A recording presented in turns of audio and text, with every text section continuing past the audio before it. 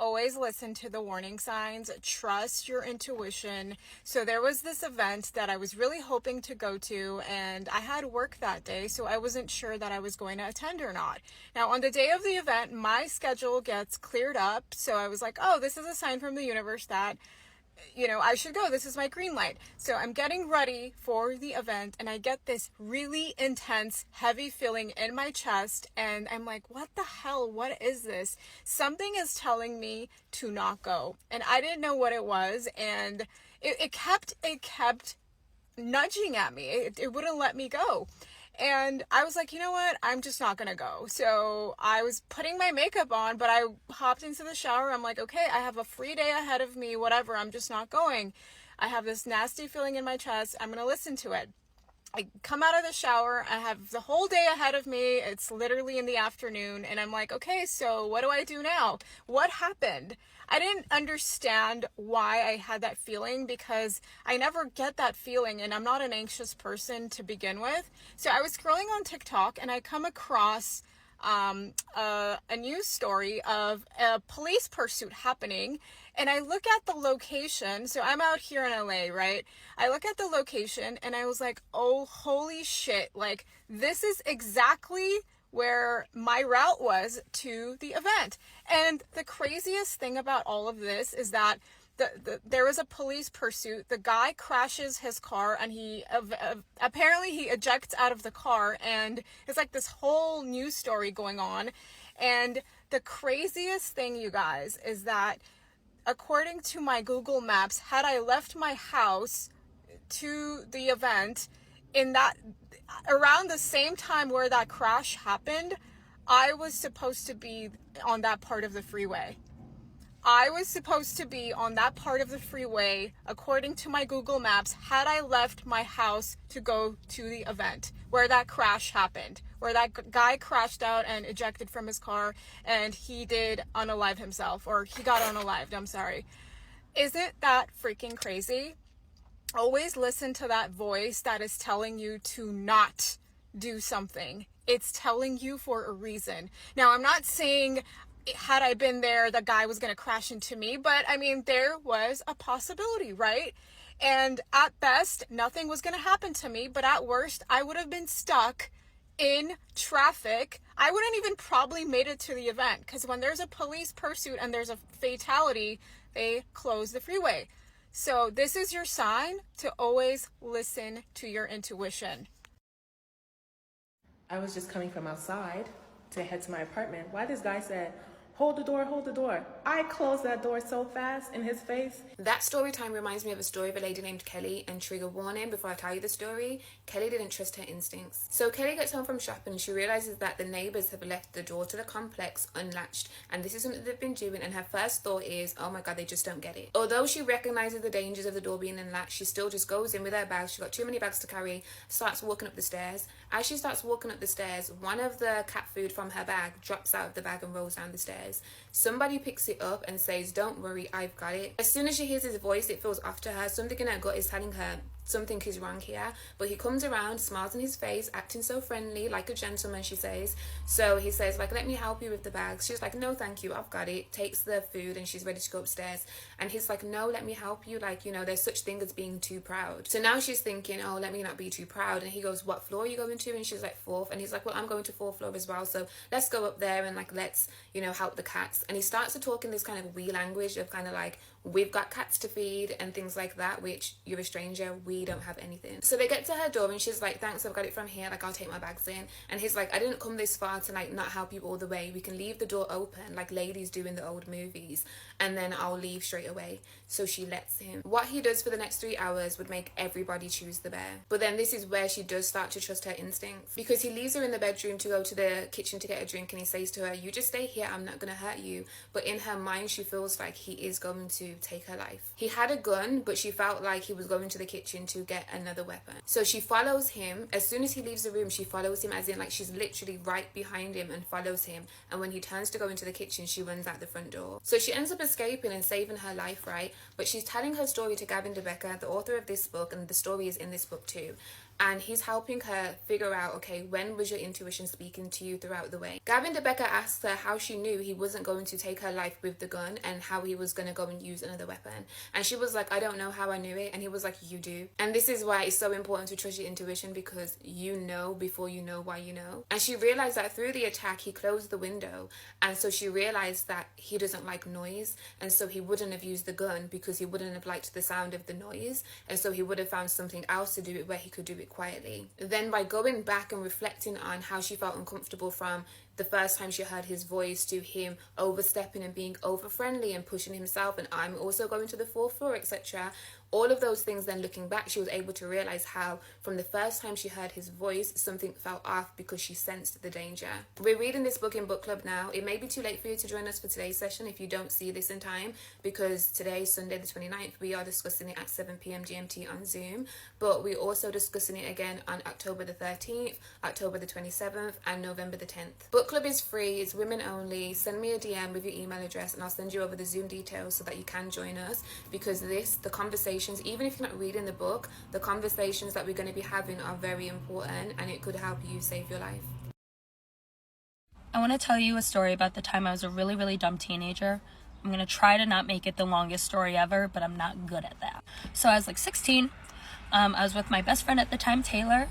My name's Taylin, her name's Taylor. We fucking ate off that shit. We thought it made us cool. I don't know, I was 16. So we decided to have a party one day because one of our friends said we should. I don't know, it was teenage logic and teenage thinking, but we used our names because Taylin and Taylor, I don't know, it doesn't make sense, but we had this party, the party got popped, so we ended up leaving to do other things with our friends. As we're doing the other things with our friends, Taylor sees acquaintances, and one thing about Taylor is that if she meets you once and she likes you, friendship and trust given immediately, which is beautiful, but definitely has its negative sides. I do the same thing, so I'm aware of the negatives. So she wants to with these guys.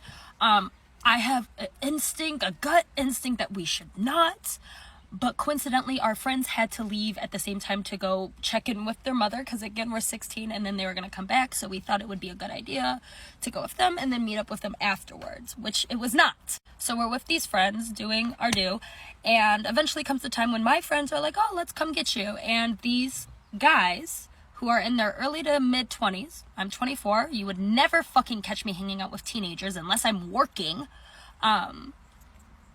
Anyways, these guys are doing all they can to not let us meet up with our friends. Whether that's leaving the location I just told them we're at so we can come, or driving around consistently and not stopping so they could never actually come and for us to get out of the car. So eventually, after 45 minutes of this, fear is setting in, and now I'm like, just take me home, I want to go home. And they agree to take us home, but they're not fully following the directions to my house. And me and Taylor live in the same neighborhood, so we knew where we were going. And we come to this intersection where there's only one direction that you can go towards our neighborhood. They ignore us and go the opposite direction.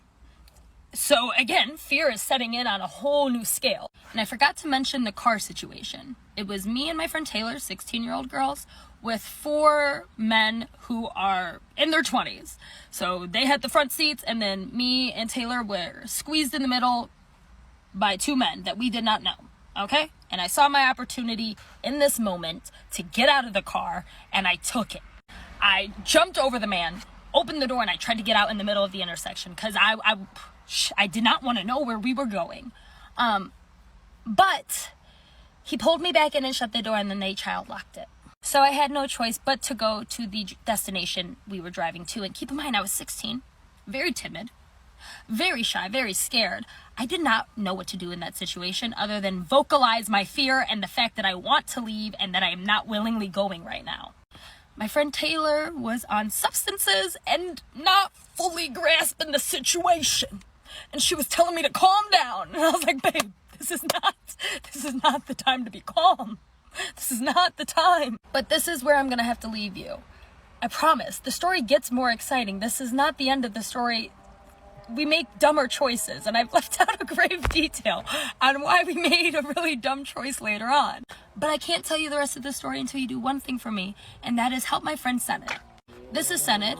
He is currently in the place we may not speak about and needs help. And currently they are at a little over $11,500, and I want to help them get to $12,000. And once we do, which is about a little under $500 away, I will tell you the rest of the story. And maybe I could tell more stories if this works. So please, go do your thing. And the place where you go do your thing, it's always there. And it's Senate and Malik. Thank you. So I'm going to tell y'all a story about how intuition is always right. Now, firstly, I want to start this off by saying that my intuition was right, that this man was cheating on me with men. My intuition was right, but his was too. So look, my ex, he had this thing he liked doing where he would go through my phone. He did this a lot when I was asleep, but now and then I'd be awake and he would just start going through things. I literally had nothing to hide. He did Grindr. I had nothing to hide, so he could go through it. And at one time, he was going through my phone and he found someone that we're gonna call Jay, okay? And he immediately started like getting really, not defensive, but like you could tell he was very irked and like uncomfortable about Jay. I'm like, look, that was a talking stage from months ago. At this time, it's like December, January. And the talking stage that he's looking at ended in like September of the year before. So I'm like, you need to chill out. It's an old thing in the past. It's like, oh, so you don't have any more feelings for him? Like you're not talking to him anymore? I'm like, you literally are looking at my screen and you see that there's been no contact with him. I didn't understand what the deal was. So he went through every single one of our messages. Like he went through like days worth of messages and read them all. And at the end of him reading them, he was in the worst mood. He was so pissed about the fact that I had really liked this guy at the time. And he's like, okay, well, why didn't it work out? I tell him, I explain the situation. I'm like, you need to calm down. I don't know why you care about Jay so much. Leave that in the past. Like, we're together. So we're gonna time skip. My ex cheats on me, things get real rocky, we break up. You know what's really funny? Do you know the person I reconnected with a couple months after the breakup? Jay. This is my thing. This is what I'm saying to the girlies who are on their man about a certain girl. He really might not think. Y'all, I really didn't think that I still had any type of feelings for Jay at all. We didn't talk from September to almost June. We did not talk at all. We had no contact. However, now we're here. But regardless, I'm happy now, and Jay will never cheat on me with another man. So a win is a win.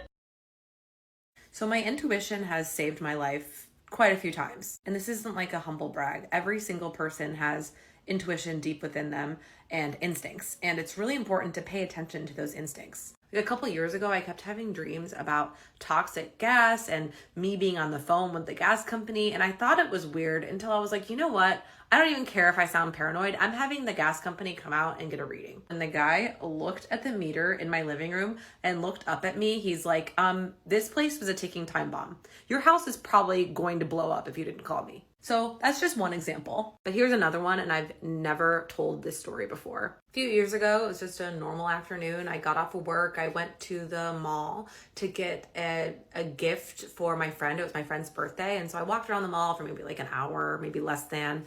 And I decided to go up to the food court to get something to drink and to eat. Before I sat down, I wanted to use the bathroom, and there was this long hallway at the end of the food court. So as I was going to the bathroom, there was a man standing in the middle of the hallway. Like he was standing between me and the women's restroom, if that makes sense. And one of those awkward things where like you go left and someone like Bob's right. It was one of those like, oh, sorry. He didn't say anything to me. He kind of just chuckled. And then I went to the bathroom, whatever. I came back out and he had kind of moved. He was now kind of in, I would say like the entrance of where the courtyard is. But I kind of just noticed him and my intuition was like, pay attention to him. So I grab my drink and my food. I go to sit down and I see this guy kind of walking around the courtyard. And I never take my eyes off him. Finished my food and I was planning on leaving the food court and he's still kind of hanging around. So I decide I'm going to take a loop around and see if he's still watching me or following me. Tell me why I did a fake out, like I walked around, zigzagged, everything, and he pretended to walk back into the hallway. And then when I cornered myself to watch him, he came out to make sure I was still in the food court. So I basically camped out. I did not move until that man was clear out of the courtyard and like walked away completely. I mean, I sat there for an hour or two waiting it out. I was so freaked out, but then I thought in my head, okay, you're overthinking this. So enough time has passed. I get into my car and I look around, no one's following me, I'm completely alone, and then I head home. But on the way home, I decide to go to Trader Joe's and do a little bit of grocery shopping.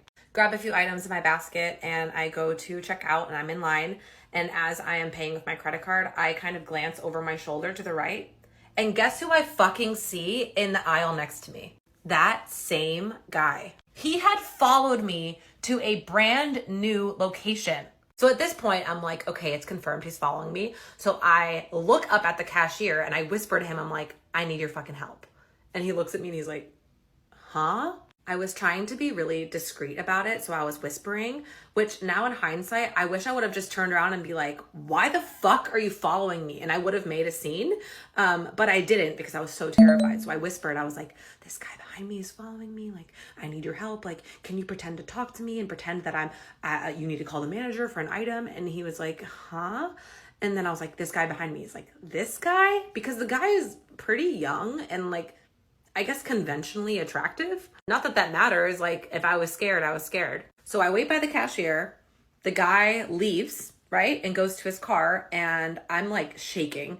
And I tell the cashier, I'm like, thank you so much. And he's like, okay, like, why do you think he's following you? Tell him the whole story. So him and I camp out and we watch the guy in the parking lot. The guy is literally pacing next to my car, back and forth and back and forth and back and forth. And the cashier is like, please tell me that's not your car. I'm like, it is. So the cashier is like, okay, let me grab the manager. So grab the manager. Us three are kind of just like waiting it out. Tell me why the guy literally walks back into the Trader Joe's to see where I'm at. And I think at this point, the guy kind of caught on that I figured it out. And the second that all three of us made eye contact with him and I looked at him like, what the fuck? Like I kind of like squared off to him.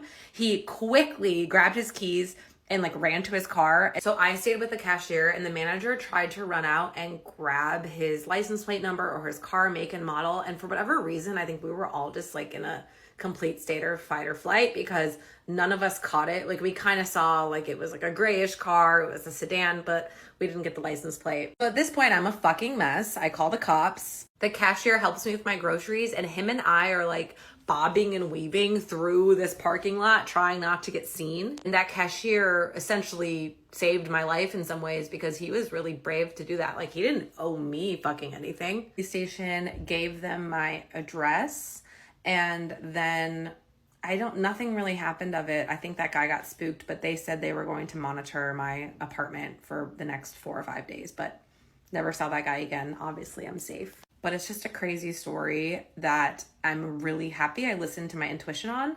And I feel like as a woman, sometimes you just gaslight yourself and say like, oh, I'm overreacting or whatever. Like, I don't want to make assumptions. But like, clearly, if I didn't do that, who knows what would have happened. Energy never lies. So when another person is helping you maintain your health, your beauty, or your money, never doubt your own intuition. Low vibrational people with ulterior motives will abuse the access they have to you and use it as an opportunity to sabotage you or mistreat you in any other way. I went to go get my blood drawn. As soon as I met my nurse, I immediately felt a lot of bad energy. She seemed annoyed with my discomfort towards needles. Maybe she thought I was being extra. And when I asked her to be gentle, she said okay, but it was in a dismissive tone. Now my vein is located here, but for some reason there are 4 other holes on the side of my vein where she accidentally stuck me.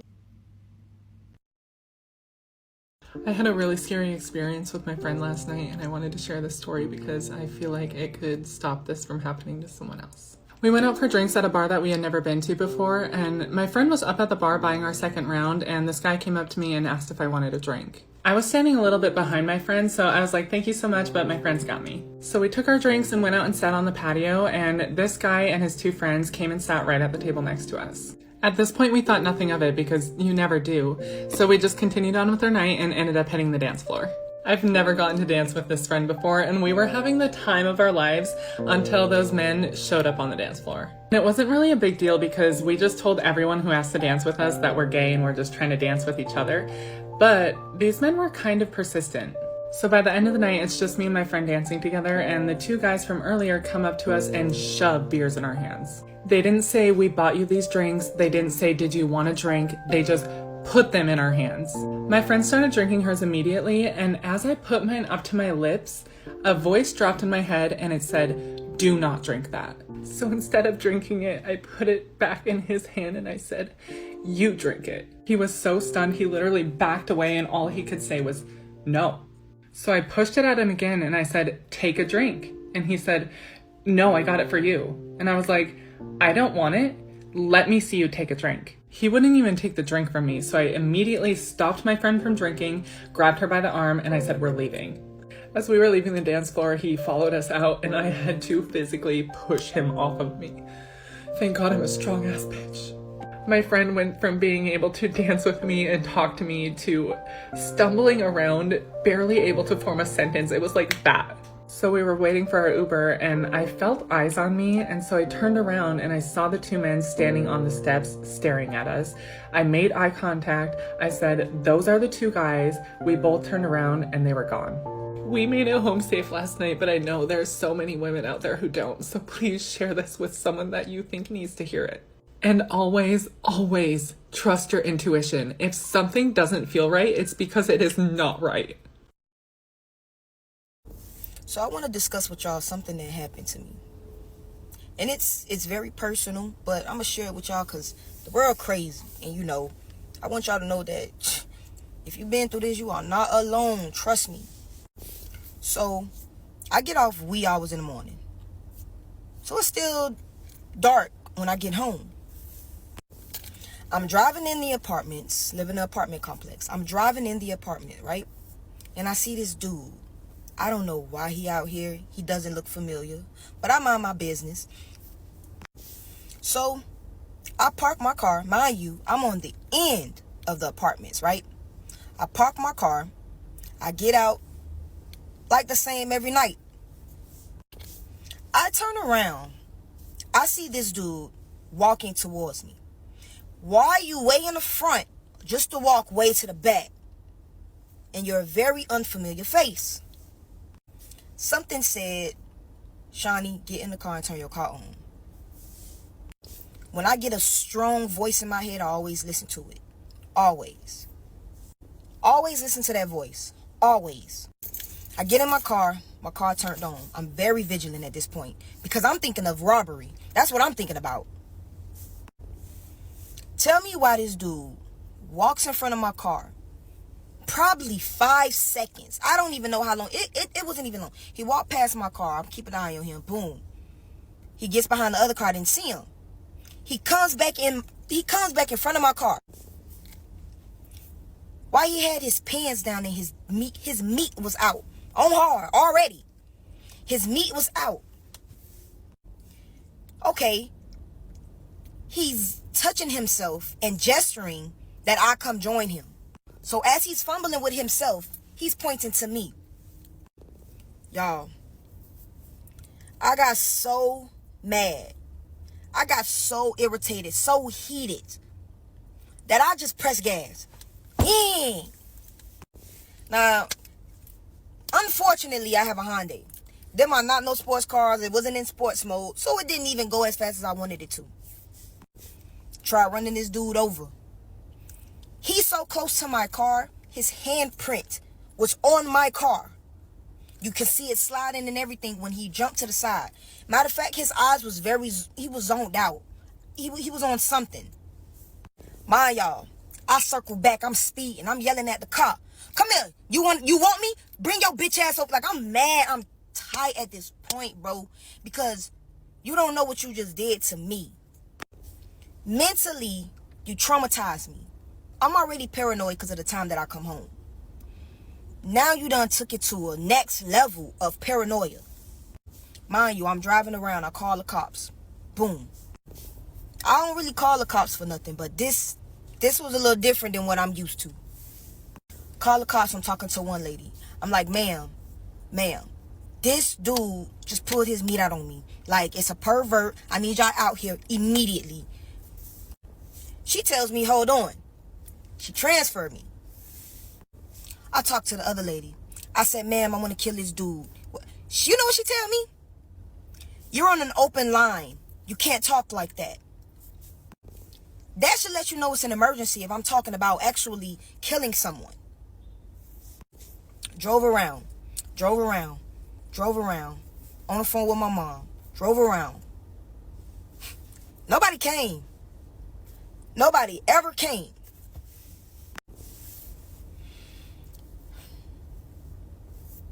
What did I do to deserve that? All I did was come. All I was doing was just coming home after a long day of work. I gotta be. It was so bad. I called out of work because I'm so. Boy. You know what? The worst thing about this is, it's not even that happened. The worst part is when I went to the police station the next day. That right there, that threw me.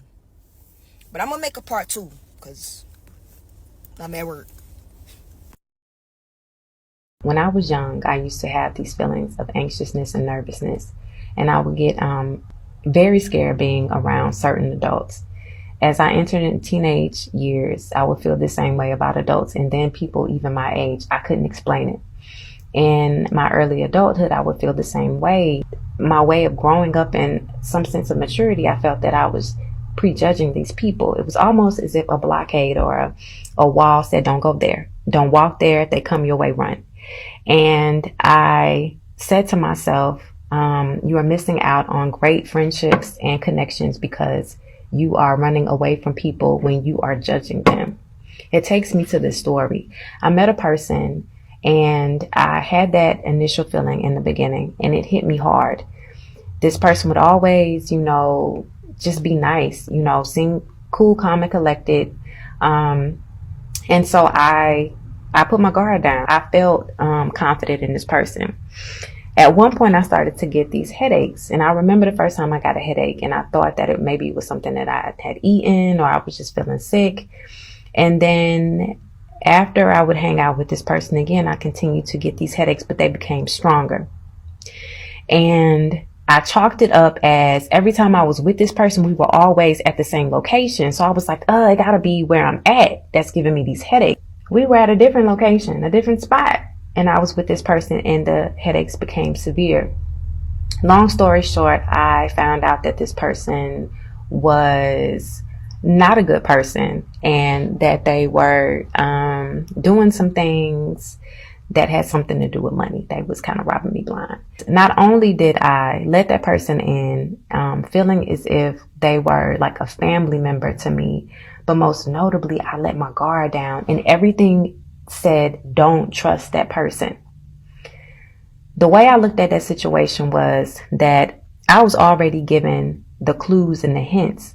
We have ways in which things are peeking and showing us that people are not good for us, but we choose to ignore it. And it's not that every time we are being very judgmental when it comes to people, it's just that our body is reacting to certain people because the energy is just not right and we are not on the same field. I really believe that our mind, our body, it all works together to repel us from those who do not connect with us, just like a magnet. And whatever it is within us, or the guidance of God warning us, He's trying to keep us safe. But sometimes we get in our own way and we have to learn the lesson. This story is a prime example as to why you should always trust your intuition, especially when it has to do with a person. I used to have a coworker on my old job that for whatever reason, something about her just never sat right with me. I'm a pretty easygoing person, so if I feel like your energy is off, I just kind of keep my distance, but I keep things polite and professional, being that we do work together. For whatever reason, I noticed that she would always ask about me and come looking for me whenever I was off work. I found this to be a bit odd, being that I wasn't really close to her. We were just co-workers that worked at separate departments, mind you. One day around Christmas time, she randomly just shows up with a gift for me. I open it and it's a huge bottle of tequila. She knows I love margaritas, but again, she was one of those people that I kind of just hit hello from a distance, so it was weird for her to just show up with a gift for me and not anyone else. I, of course, said thank you, and in my head, alarm bells went off. It was like, don't touch it, don't drink it, just don't. I politely took it, said thank you, and that was kind of the end of it. Took it home. I ended up putting it in like one of my liquor cabinets, and I completely forgot about it. Me still trying to talk myself out of it. I'm like, I'm just being paranoid. She's just some random lady from my job. Like, I've never done anything to her. Maybe she's just being polite. Maybe she really was just trying to be nice. Months go by and I remember that I need to bring tequila to my mom's house because we were doing something. I remember the bottle and I'm like, well, I have a perfectly good bottle here. Why am I going to waste this when it's here? And all of this paranoia is all in my head anyways. I take it to my mom's house, I sit on her counter. The minute I sit on her counter, mind you, my mom's super sensitive. She's even more sensitive than I am. As soon as I set the bottle on the counter, she's like, where did that bottle come from? I explained to her, oh, one of my coworkers gave it to me. She right away goes, you need to throw this bottle away, discard this bottle immediately. And I'm like, why? She then begins to tell me that the minute she saw the bottle, she picked up on his energy, and right away she knew that it did not come with good intention. She explained to me, and again, my mom's extremely intuitive. She explained to me that the person who gave me this bottle wanted like ill intent. She wanted me to be harmed, but this bottle did not come from her. Someone actually gave this to her, wishing her harm, and her response was to give it to me. The whole purpose of this bottle was for anyone who consumed it, that person would go crazy. I was a little mad at myself for not trusting my intuition in the first place, but also thankful that my mom was able to pick up on it. And I actually ended up leaving that job for unrelated reasons, but I remember for months after, I constantly had people that I used to work with telling me that she would constantly go up to them, asking them about me and how I was doing and if I was okay. I wonder why. Have you ever been in a situation where you didn't have proof that you were in danger, but your gut feeling was telling you that you were in danger? It's happened to me yesterday, and I'm still so freaked out by it. Last night, I had just gotten home. I walked into my building, and I went in the elevator, pressed the floor that I lived on. Let's say it's floor 4, just like I always do. And I just wasn't paying attention. I was on my phone, and all of a sudden, the elevator doors open on the parking level. This man is standing there, and he looks pretty normal, nothing out of the ordinary. But what did throw me off is I'm standing facing the elevator door, and when he walks on, he doesn't even go to select a floor. He doesn't even look at what floor we are going to. He just puts his back against the left-hand side of the elevator and is directly staring at me. The second the elevator doors closed, the hairs on the back of my neck stood up. There was something about his energy that made me very alert, and I've never felt like that before. We start to go up. I'm still facing the elevator door. I'm not making eye contact with him, but I'm looking at him from the corner of my eye. And when I tell you, I could see him and feel him basically staring through my soul the entire way. At this point, I'm thinking, do I just press another floor and get out? But the only thing is that he had already seen what floor I was going to and what floor that I lived on. And if I were to get off on another floor, I'd be kind of trapped. If he followed me, there would be like no escape route. Then the elevator doors finally open, and I wait a second just to see if he'll get out first, and he doesn't move. I walk out and I start walking pretty quickly, and I can feel him slowly following behind me. I'm thinking I probably shouldn't go to my apartment. I don't want him to know where I live. But the problem with my floor is you can either go left or right, and both are dead ends.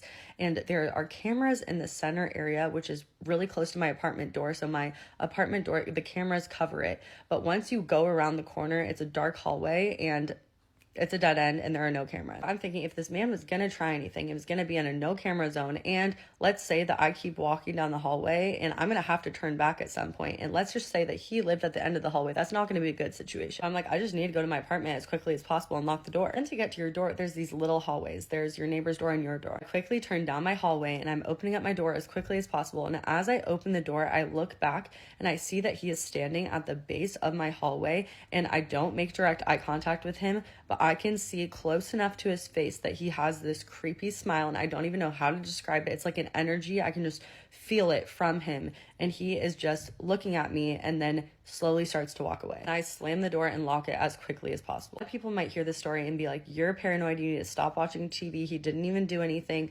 But when I tell you I've never felt this way and my gut is not wrong, as Scorpio, I have a very heightened intuition. I would bet all my money that that man in some way, shape, or form is dangerous. Tell me your craziest story about intuition and how it ended up being true.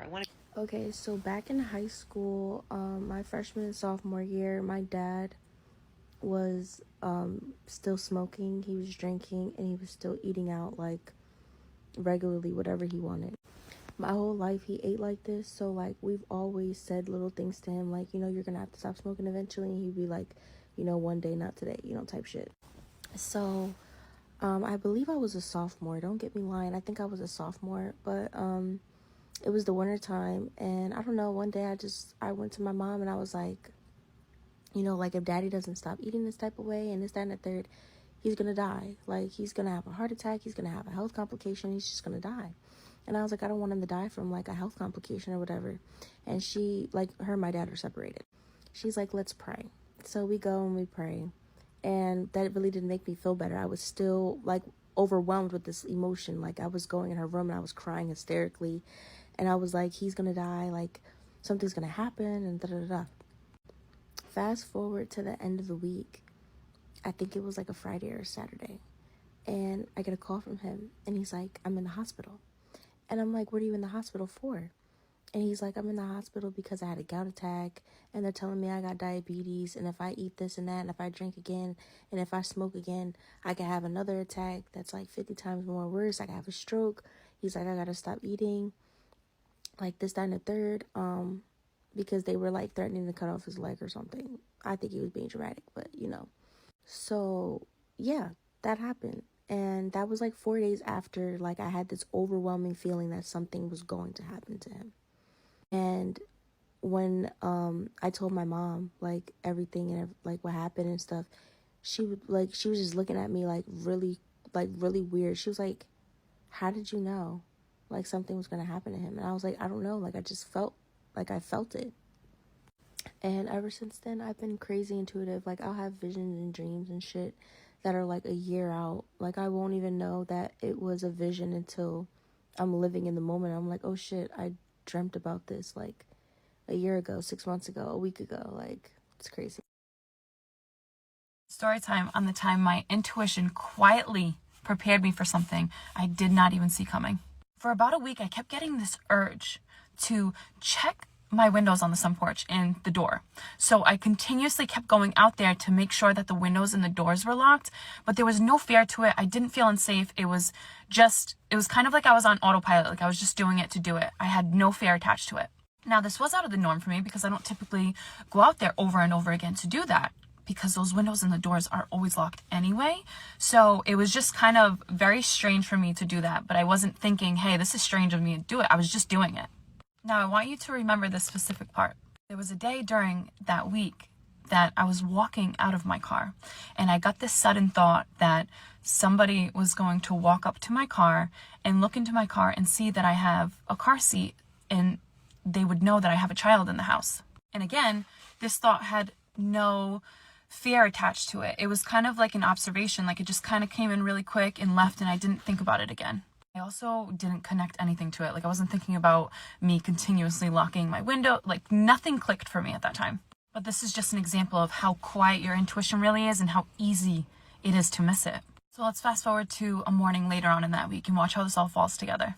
I decided to sit down at my kitchen table and eat my breakfast that morning, which is not usual for me. I do not sit at the table and eat my breakfast because I'm always doing something. Like I always have something to do, so I'll usually like eat it at the counter and I'll just get stuff done. But for some reason, I decided to sit at my kitchen table and eat my breakfast that morning. And as I'm sitting there eating my food, I look over at my window in the kitchen because I have windows connected to the sun porch. So if I look out that window, I can see in the sun porch and I can see the window outside to go outside. And as I'm looking out at that window, I see 2 handprints right on the window. Now, one of the handprints was just a regular handprint and the other one was smudged. So, which automatically went through my mind of, hey, someone tried opening up this window, but their hand slipped. I immediately went on the sun porch and looked at the window and was just sick to my stomach. I looked at the other 2 windows. There were handprints on those windows as well. So, of course, I'm going through my mind like, I've been getting the thought we'd need cameras for the house. We need the cameras for the house. We didn't get them. We have them now. But what am I supposed to do? Call the police and be like, hey, I found handprints on my window. Like, obviously they're going to be like, okay, let me know when something actually happens. So whatever. I'm like on such high alert. Like, I'm ready. So of course I tell my mom what happened and life goes on. 2 weeks pass by. My mom calls me.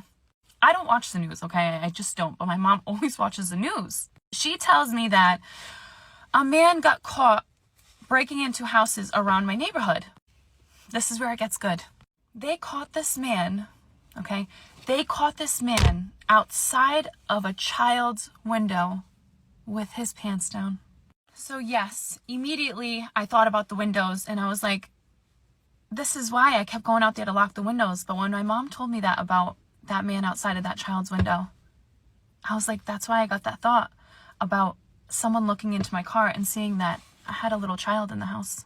Listen, your intuition is not meant to scare you, okay? It's not meant to scare you. Would God scare you? No.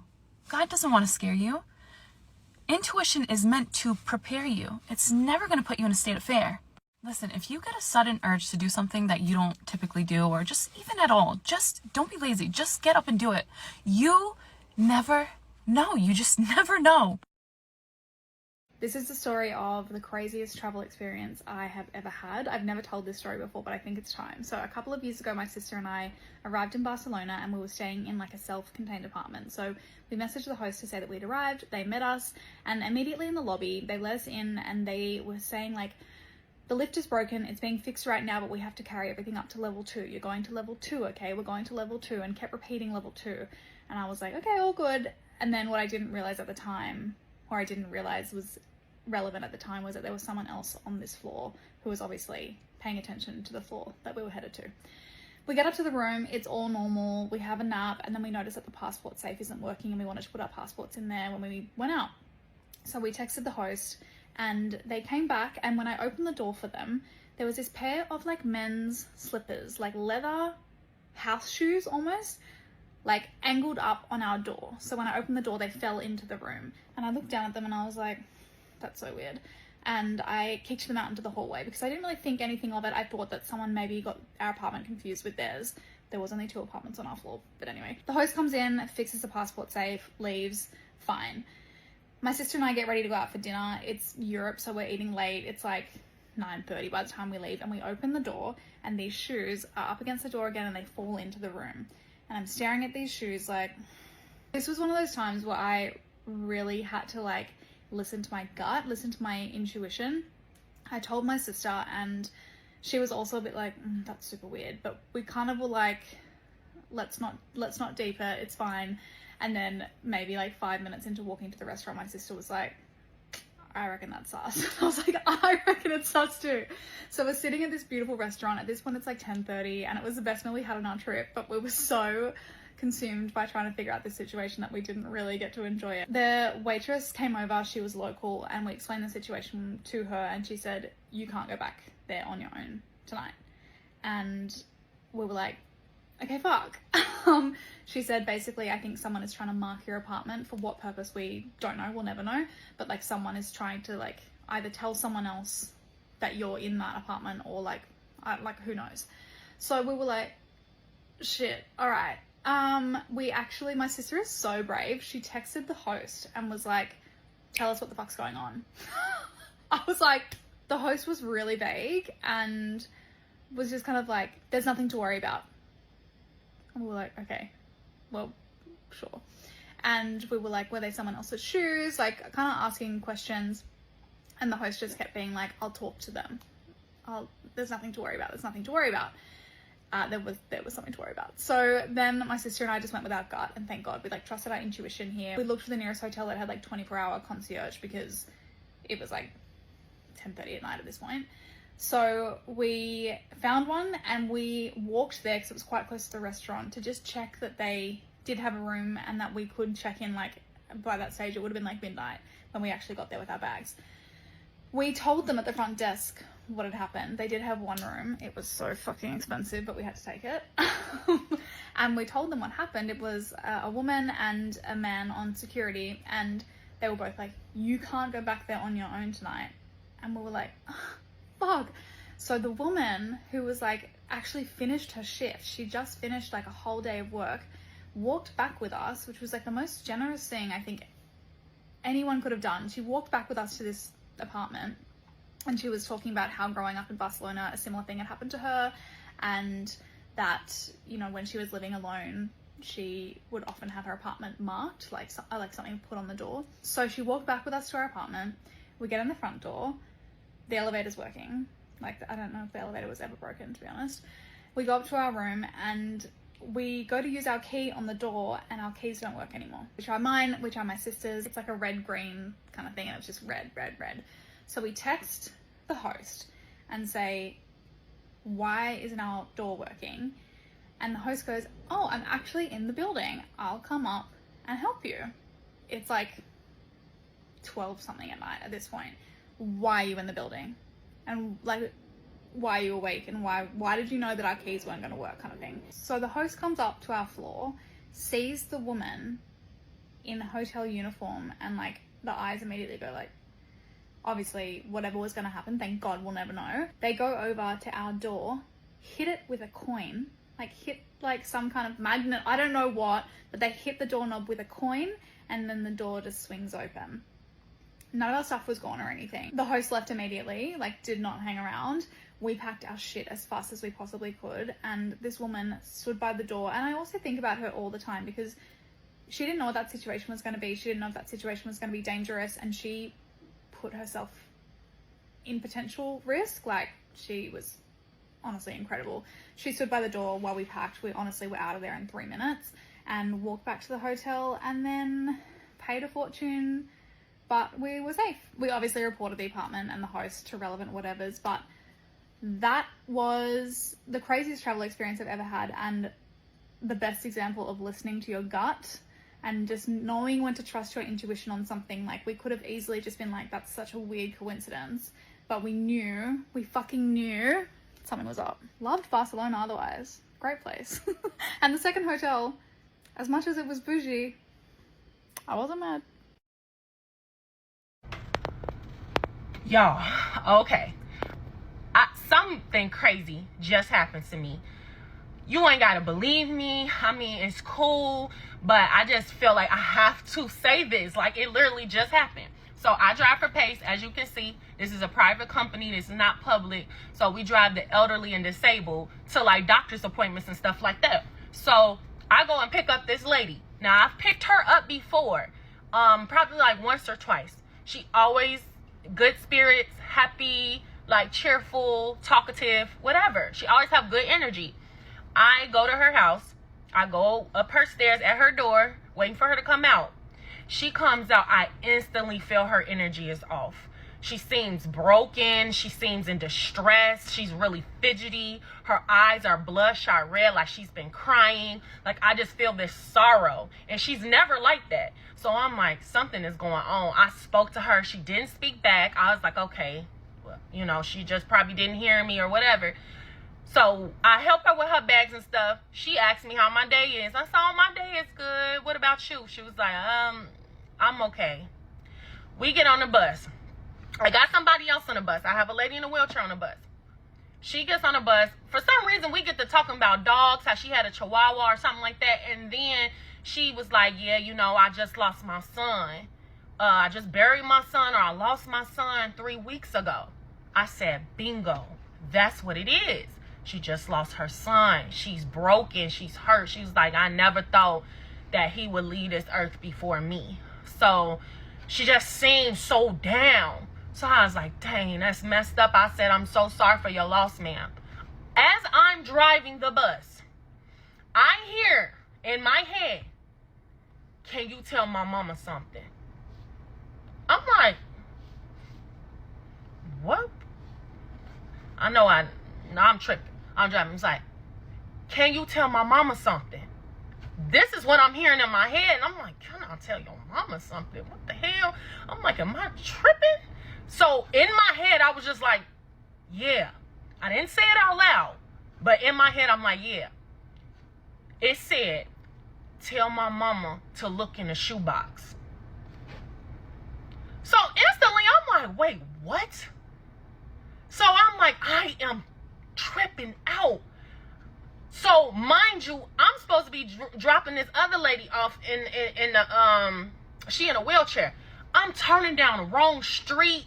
Cause I can't concentrate, cause when I tell you the word shoebox, shoebox, shoebox, shoebox kept playing, it was like it was screaming at me in my head, and I'm like, I could not pay attention to where I was going. So I'm like, what the hell? I don't want to say nothing to this lady because this is a sensitive time for her. I don't even know what I'm thinking right now. I don't want to trigger her. I don't know if I'm hallucinating. I'm not about to tell this lady to look in the shoebox. That don't even make sense. So I'm like, I'm not finna say that. So I'm driving. I dropped the lady off in a wheelchair. So now it's just me and the lady who just lost her son. So I'm driving. And then somebody was like, man, come on, man. Come on, man. Tell her to look in the shoebox. And I'm like, what the heck? I know I'm not, you know what I'm saying? All of a sudden I hear money, money, money, money. Tell her to look in the shoebox. Money. I just kept hearing, tell her to look in the shoebox. Money. So I'm like, oh my God. So for me, I'm like, okay. I'm like, for me, I need confirmation. I'm sorry. I just need confirmation. So in my head, I said, if I'm supposed to tell this lady to look in her shoebox for some money, let me see the word shoebox somewhere. If I see the word shoebox on a bus or somewhere, because that word shoebox is rare. You ain't finna just see shoebox anywhere. That's a rare word. So if I see it, I'ma know, okay, you're supposed to say it. So I'm looking, I'm driving, I'm looking, just look for the word shoebox, shoebox. I ain't seeing it nowhere. I said, okay, I'm tweaking.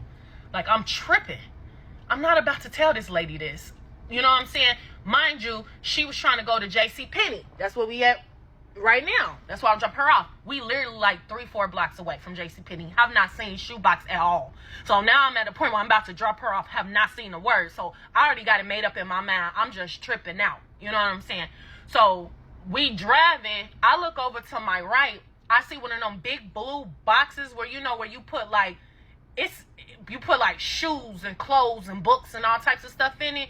Like you, like donation. It got shoes on there. And the box is blue. So I'm like, it got shoes, it say clothes, and it say books or something like that. I'm like, no, that ain't it. Because it say shoes, and even though that's a blue box, I said, let me see the word shoe box, not a box with shoes on it. I said, no, that ain't enough confirmation for me. So I was like, no, I was supposed to see shoes, and I was supposed to, or shoe, and I was supposed to see box. I look over to the left. It's a big billboard that said, it said something, I don't know what the first word said, but it had a big box in capital letters, and it was like number 888 some. So whatever the other word is, I don't even remember that. All I know is box was in big capital letters, and when I looked over to the right, it was that big blue box that said shoes on it. So I'm like, this is right before I'm about to pull in. So I'm like, I guess they was like, look, baby, you ain't finna see the whole word shoebox. Well, we showed you shoes over here, and we showed you box in capital letters. Tell this lady. So at this point, I'm like, if I don't say nothing, she might be missing out on a message or something like that, you know? So we pulled into the lot. I'm getting nervous because I don't know what this lady gonna say to me. You know what I'm saying? She just lost her son. So I just pulled up in front. She was like, okay, this is it right here. Thank you, sweetheart. You have a good day. I said, ma'am, can I tell you something? She was like, yeah. I said, I don't know, you know, but something told me to tell you to look in a shoebox. She said, huh? I said, I don't know. I don't know. I just was hearing something said, tell you to look in a shoebox. Something about some money. She said, huh? My son got a lot of shoe boxes, and I've been telling myself to go through them, but I just haven't went through them. He used to have a shoe collection, and I said I was going to go through the shoes and like the shoe boxes and give away some of his shoes, but I just, something haven't brought me to do it or whatever. And I said, yeah, so I was told to tell you to look in a shoe box or shoe boxes. I don't know. She was like, wow. And my son, that's the main thing. He used to keep a lot of shoes. He has a lot of shoe boxes. I'm going to go through them shoe boxes. She was like, thank you. And I was like, you're welcome. And she started getting off the bus. She was like, that's kind of like what happened when my mom passed away. And I ended up coming across an envelope with a lot of money in it that nobody knew about this money. And my mama had an envelope with some money in it. And I found it. And I said, yeah, so, yeah, I was hearing shoebox and I was hearing money. She was like, okay. And so she stopped and she turned around. She looked at me. She was like, thank you. And I was like, you're welcome, ma'am. And she walked off. And I was like, wow. Wow.